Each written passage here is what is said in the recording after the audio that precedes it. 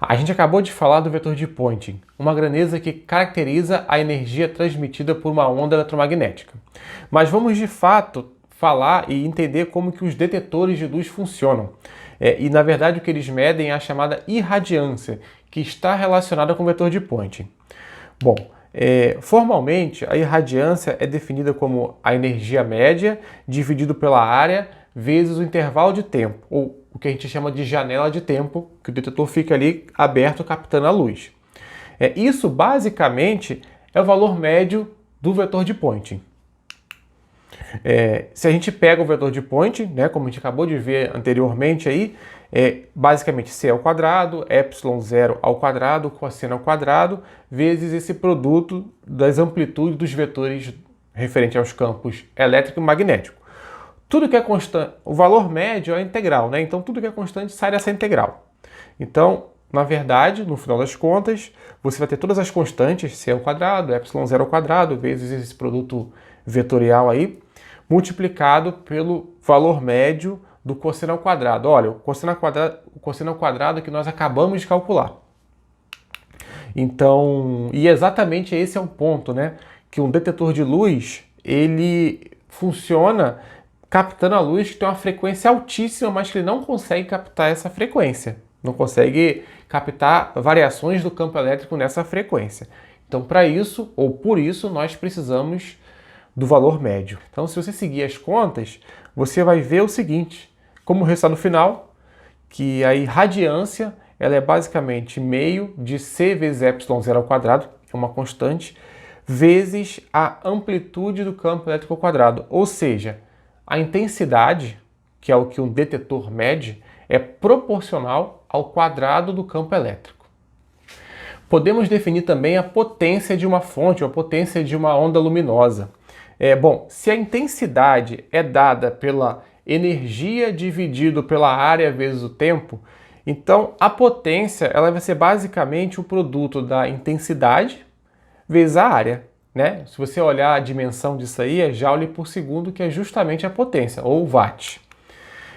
Para a gente ilustrar isso, eu vou pegar um dado. Né? Então, por exemplo, a gente sabe que a radiação que a Terra recebe do Sol é da ordem de 1.367 watts por metro quadrado. Ou seja, numa área de 1 metro quadrado, a radiação do Sol que está chegando tem essa potência aí, né? 1.367 watts em 1 metro quadrado. E aí se a gente pega, por exemplo, a Terra, o raio da Terra é 6,37 vezes 10 a 6 metros. Então se você calcula a área, né, o disco, né, que recebe energia do Sol, ou seja, a área efetiva da Terra que recebe luz do Sol, se eu tenho essa área, eu basicamente posso calcular a potência de energia que a Terra recebe por segundo do Sol. Então esse número é da ordem de 10 a 17 watts por segundo. Como já vimos aqui nesse curso diversas vezes, a natureza da luz sempre foi questionada, sempre foi objeto de estudo. Né? E muitas das propriedades da luz são associadas com outras coisas, por exemplo, com fluidos e tudo mais. E uma delas, muito curiosa, é a chamada pressão de radiação. É a pressão que a luz faz nos objetos. Né? Então, na verdade, a primeira pessoa, né, o primeiro relato que se tem de uma observação, ou seja, de uma alusão à pressão de radiação, foi feita lá nos anos de 1600, século 17, por Kepler, né, quando ele tentou explicar a curvatura, né, como que as caudas dos cometas se curvavam devido ao Sol. Então a explicação que ele deu foi justamente que a luz, né, ela era responsável por empurrar, né, enfim, fazer toda a luz do Sol, né, era responsável por fazer por descrever essa forma curvada das caudas dos cometas.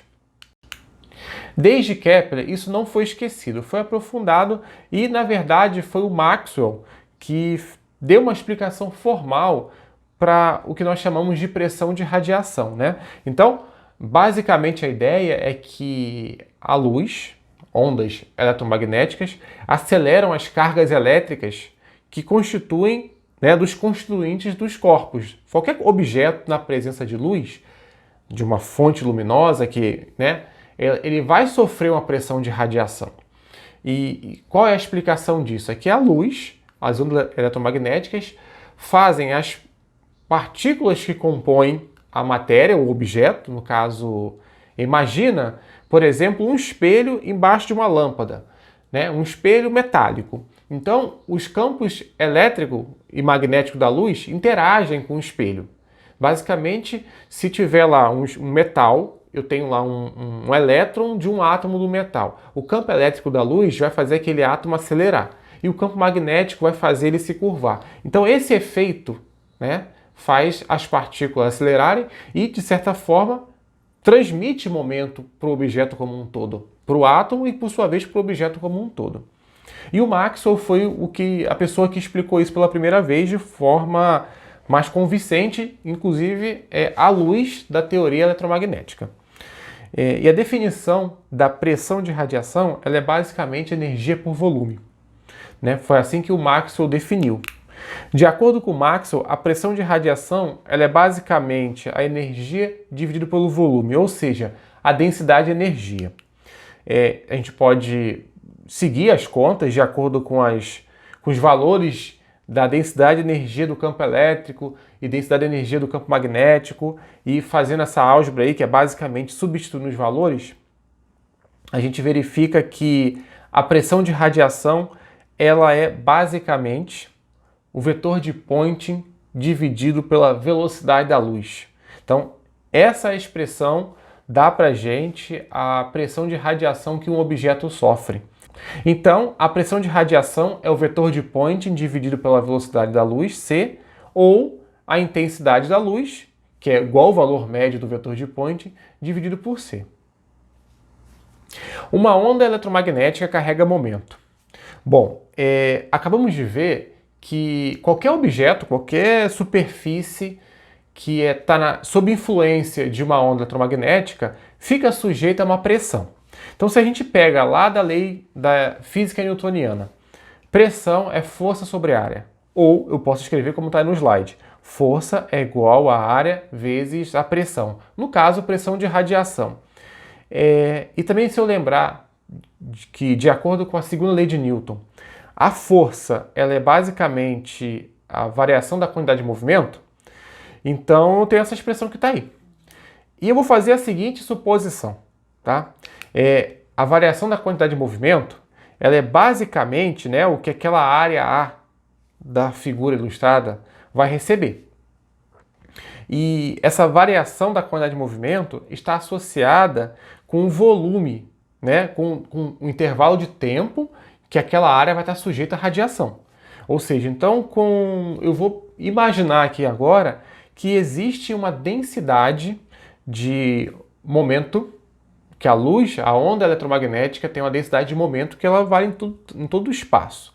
E que no intervalo de tempo ΔT, essa área ela vai receber uma quantidade de movimento proporcional a esse volume que está aí.